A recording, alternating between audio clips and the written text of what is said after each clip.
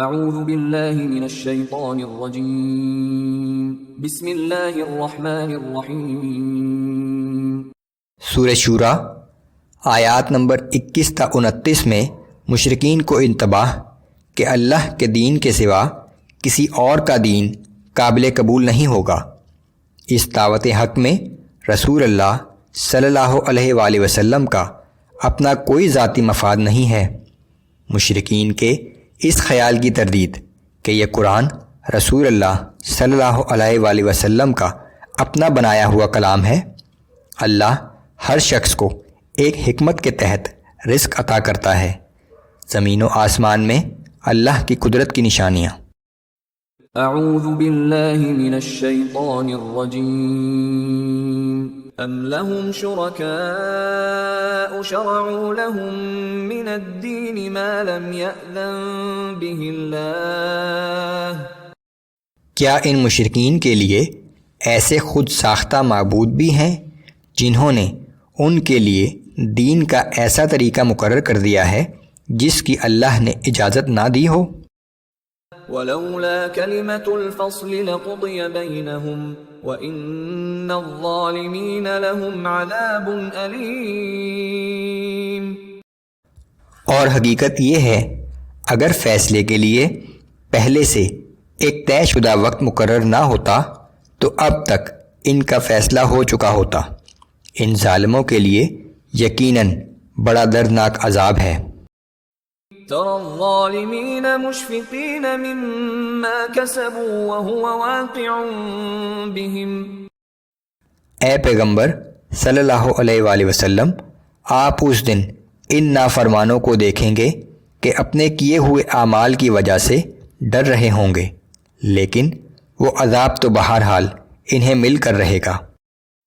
والذین آمنوا وعملوا الصالحات فی روضات الجنات لهم ما یشاءون عند ربهم ذلك هو الفضل الکبیر۔ اس کے برعکس جو لوگ ایمان لائے اور نیک اعمال بھی کرتے رہے تو وہ جنت کے سبزہ زاروں میں ہوں گے۔ جو کچھ وہ چاہیں گے ان کے رب کی طرف سے انہیں ملے گا، یہ اللہ کا بہت بڑا فضل ہوگا۔ ذلك الذي يبشر الله عباده الذين آمنوا وعملوا الصالحات۔ یہی وہ نعمت ہے جس کی بشارت اللہ اپنے ان بندوں کو دیتا ہے جو ایمان لائے اور نیک اعمال کرتے رہے۔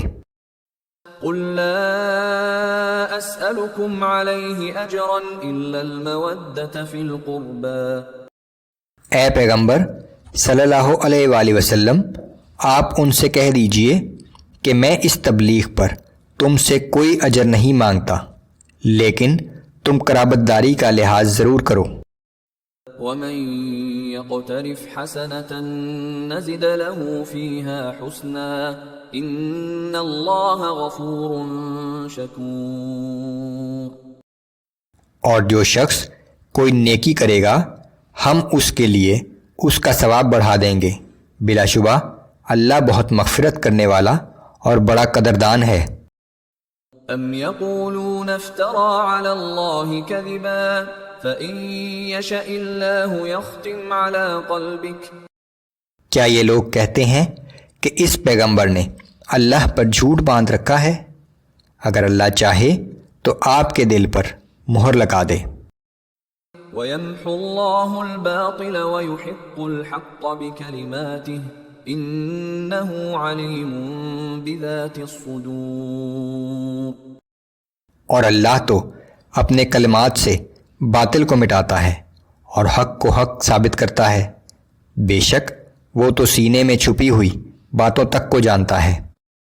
وَهُوَ الَّذِي يَقْبَلُ التَّوْبَةَ عَنْ عِبَادِهِ وَيَعْفُو عَنِ السَّيِّئَاتِ وَيَعْلَمُ مَا تَفْعَلُونَ۔ اور وہی ہے جو اپنے بندوں کی توبہ قبول فرما لیتا ہے اور ان کی خطاؤں سے درگزر کرتا ہے، اور تم جو کچھ بھی کرتے ہو اسے سب معلوم ہے۔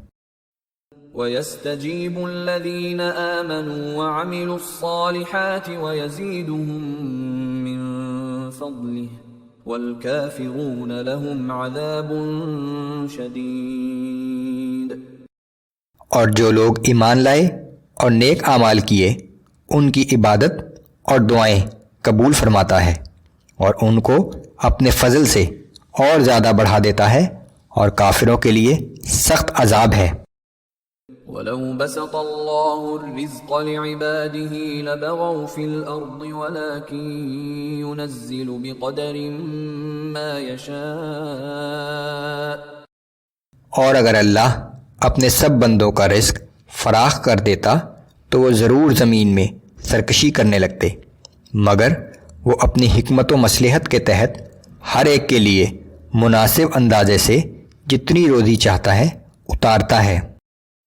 انہ بعبادہ خبیر بصیر۔ بلا شبہ وہ اپنے بندوں کے حال سے باخبر ہے اور ان پر نگاہ رکھتا ہے۔ وَهُوَ الَّذِي يُنَزِّلُ الْغَيْثَ مِن بَعْدِ مَا قَنَطُوا وَيَنشُرُ رَحْمَتَهُ وَهُوَ الْوَلِيُّ الْحَمِيدُ۔ اور وہی تو ہے کہ جب لوگ بالکل مایوس ہو جاتے ہیں تو بارش برسا دیتا ہے اور اپنی رحمت ہر طرف پھیلا دیتا ہے، اور وہی کارساز حقیقی ہے اور وہی لائق حمد و ثنا ہے۔ وَمِنْ آيَاتِهِ خَلْقُ السَّمَاوَاتِ وَالْأَرْضِ وَمَا بَثَّ فِيهِمَا مِن دَابَّةٍ وَهُوَ عَلَى جَمْعِهِمْ إِذَا يَشَاءُ قَدِيرٌ۔ اور اس کی نشانیوں میں سے ایک یہ بھی ہے کہ آسمانوں اور زمین کو بنایا اور ان میں ہر قسم کے جاندار پھیلا دیے، اور وہ جب چاہے گا ان سب کو جمع کرنے پر بھی قادر ہے۔